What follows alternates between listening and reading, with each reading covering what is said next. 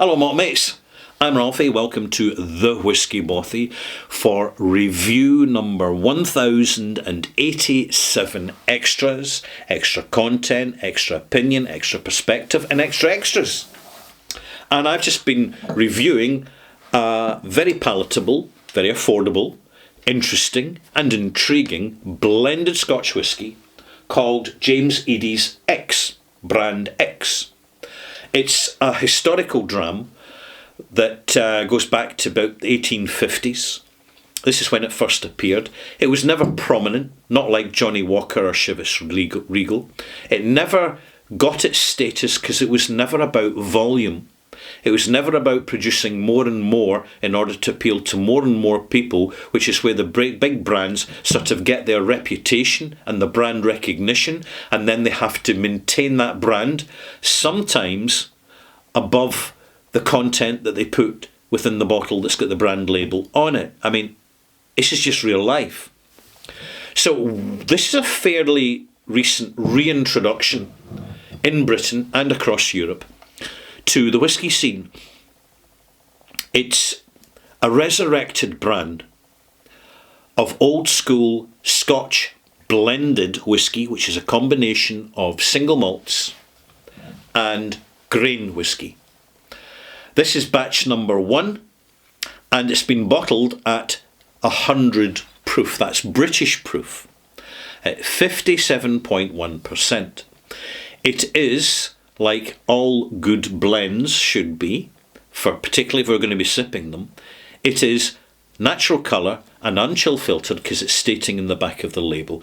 And we're seeing more bottles like this, and I'm going to tell you why. Let's put this back on the stove. The stove isn't on, by the way. It's the middle of summer, so no need to heat the stove. So I'm not going to break the bottle doing that. The whisky landscape is changing, and I want to talk a little bit about that.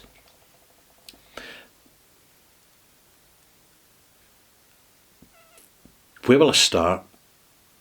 I'll start historically, to put perspective. Good idea. Let's give this perspective. I remember back in the 1980s, it was very easy to buy Macallan, Glenfiddich, and you could find them in many bars, and you'd also find Bell's, Famous Grouse, and just a few other proprietary blended scotches. The interest in Scotch whisky was far more traditional, conservative, and, picking my words carefully, far more reserved. People simply didn't bother exploring. Sure, now and again someone would give someone a New Year's present, and it was an unusual and less well-known bottle of Scotch whisky, like, for example, Auchentoshan, Rosebank, Springbank. This is back in the days where age in whisky was not important. But every single whisky ever made was the absolute nectar of the gods. And the reason for this was simple. Back in the old days, luxuries were unattainable. And yet here you had something, one commodity, which people could buy at a bar or from a licensed grocer's, because there's no internet then. It doesn't even exist. People are not even thinking about it. So you've got to go to your local cellar, and high street shops that specialised in whisky were not a thing. The nearest you could get was the licensed grocer that had a selection of drinks, and they were tending to go for cocktail style drinks and your well-known liqueurs, because everybody in the 1970s, having your drinks trolley was the fashionable thing. They were generally a front room accessory, and the fancy ones came in the form of a globe, which you tip back the globe, and the bottles would just kind of rise up in a little platform, a little mechanical platform. Either that, or you just kept them in the kitchen cupboard at the back, in the corner, out of reach of children. It was considered a luxury because people didn't have many luxuries. Things were far more basic back in the old days. Central heating, by the way, was a luxury. Actually having a warm bath to yourself without having to share it with your brothers and sisters, that was a luxury. Now, I'm not decrying the good old bad old days. I'm just pointing out that's what it was. And this is where we've got to start with the context of whisky, which was so different to what we know now. Talisker was an occasional brand. Highland Park was an occasional brand. And then in the 1980s, the fashion fell away for whisky completely. It was relegated to old man's drink status, and people were drinking Bloody Marys. It was all about cocktails. It was all about having a high-end, glamorous, well-lit bar in the privacy of your own home. If you didn't want to go out to a bar and actually have to either walk home drunk or drive home intoxicated, knowing that if you bribed the police, they'd just let you carry on, particularly if they were mates. This is the old days. There wasn't even breathalyzing going on then. So this is the context we start with.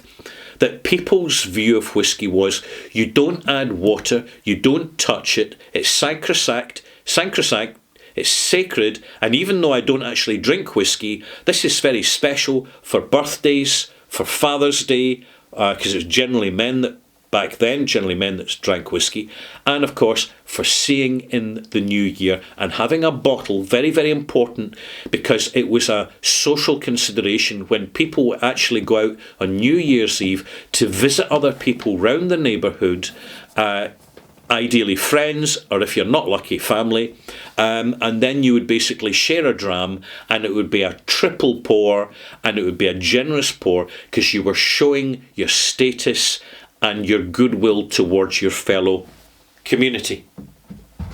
So this is the context in which whisky was treated. There was the occasional hill walkers and travellers' clubs, and frequently German tourists came into Scotland. These were the people, the Germans being much more insightful and proactive. They would go and knock on the doors of distilleries and just get the spontaneous tour by a member of staff, because it was considered the hospitality thing to do. And that was the absolute golden age, because there was no visitor centres, nothing like that, until Glenfiddich introduced the visitor centre formally in the 1970s. And this was to kind of offset the downturn in the 1980s as best they could. It didn't quite work. Over 32 distilleries mothballed. Most of them are shut down beyond recovery. And for some of them, the whisky wasn't that good in the first place, so they're not missed. But others, the whisky was fantastic and they're sorely missed. You can only find them occasionally at auction. But most of them are now squirreled away in increasingly exclusive and rarefied whisky collections around the world. That's the fact of it. So it's when we move forward to the rediscovery of whisky, and it was really about the mid-1990s. There were some absolutely phenomenal bottlings, particularly from the independent bottlers, from Gordon MacPhail, from Cadenheads, when they were reintroducing, because they never quite went away, but suddenly there was a refreshing demand for aged whiskies, singular, characterful representations of single malt. Prior to the actual appearance of organised, constructed whisky clubs in the beginning of the 2000s, in the late 1990s, early 2000s, which really started this slow momentum right up to about 2015, where there was those in the know who knew which shops to go to get which brands. And then that went online. And I was part of that because I started my channel in 2009. And even when I started my channel, people were looking for, well, what's your general impression of your Highland Park, your Talisker, your Glenfarclas, your Glenfiddich, your Johnnie Walker series, your Chivas Regal series? So I tended to focus in those early days on the main brands just to build up the audience. But at the same time, excuse the pun, I was filtering in less well-known whiskies just to make people aware of them, because they were actually arriving through the newly founded and rapidly growing online specialist retailer shops. At this point, Amazon hadn't clicked onto this. No pun intended. One-click shopping. It wasn't really a feature.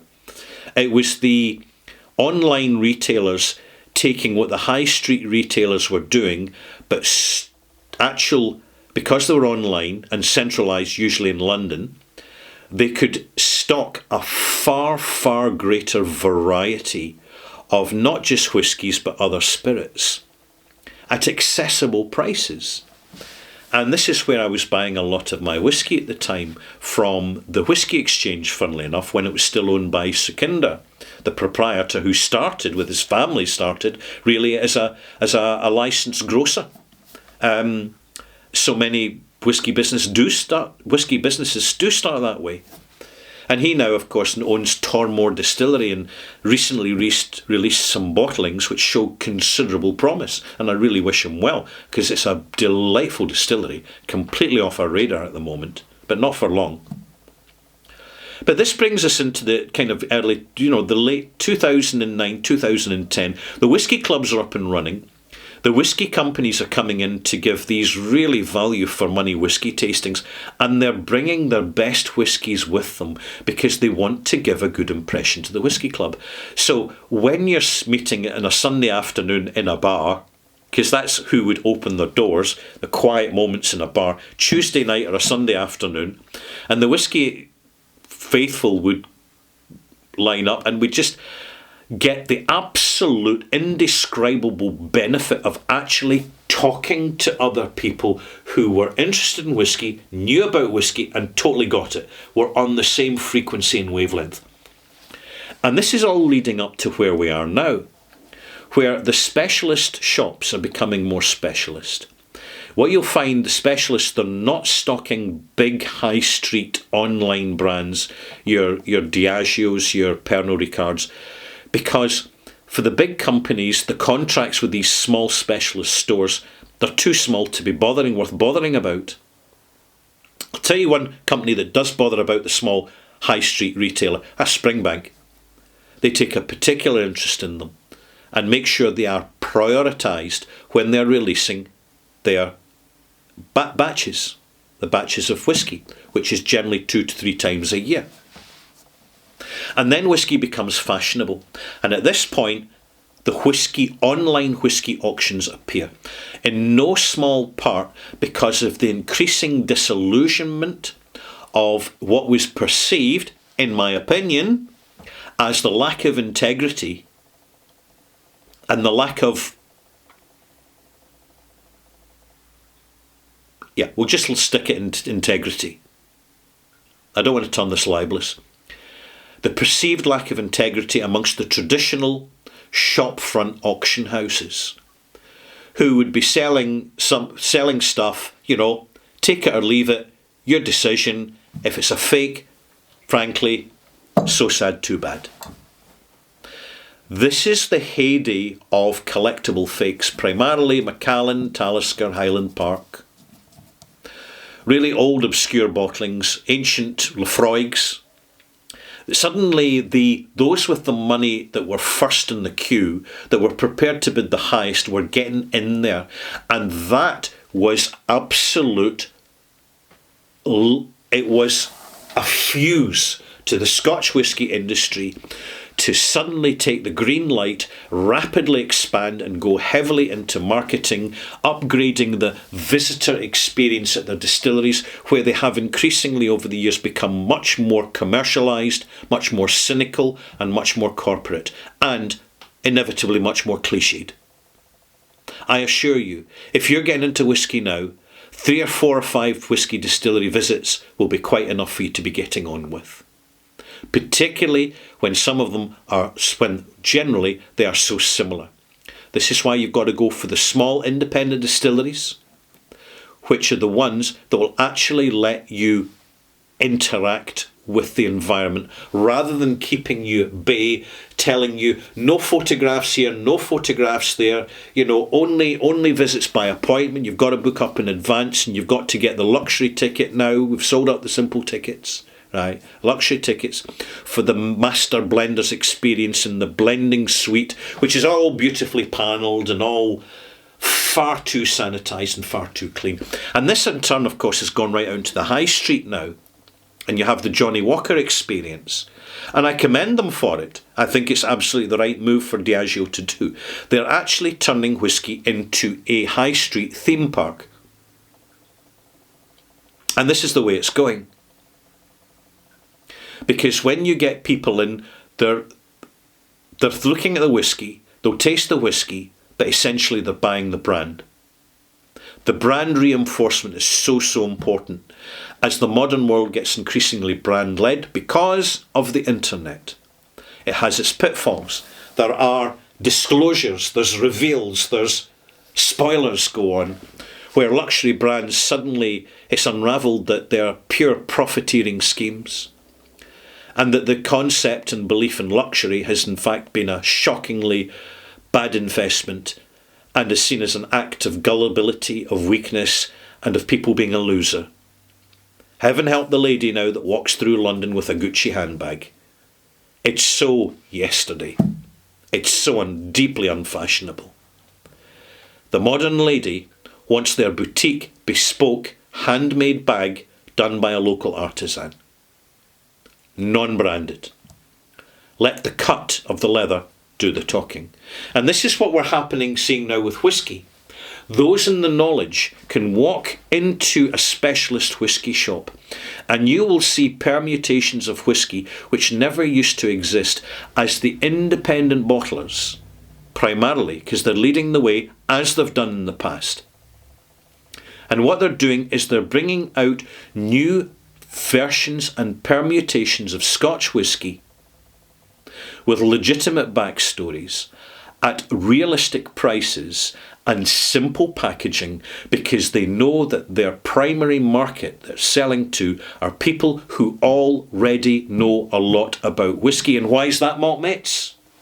The internet. The biggest game changer ever has been the internet. And it's very telling that there are some personalities within the whisky industry who like to denigrate, put down and diminish the status of well-intentioned onliners, some of whom get it totally wrong, but many of whom get it right. An opinion is only opinion. And the thing about the internet, it is not the imposition of expertise, malt mates. It's just ordinary people with ordinary lives sharing what they care about. Where does whisky go from here? What happens next?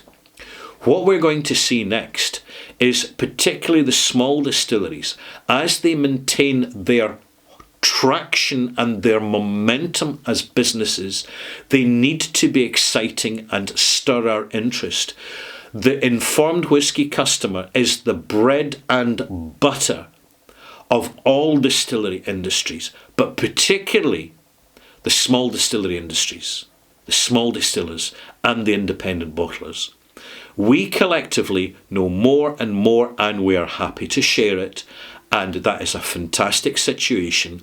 And one reason that the small distilleries are providing such interesting bottlings in Arran, Rassay, Harris, Lindora's coming on now. We've seen the other small Kingsbarns, start to, as time goes on, as they find their feet and gain their experience, they're bringing out better and better bottlings.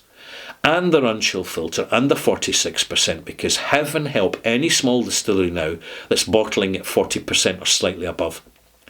They're not part of the conversation, and I wish them luck with the tourist trade, but I tell you now they're going to struggle. The future of whisky is disclosure of yeast varieties, more articulate information on the casks provenance, the casks used, the duration they were used.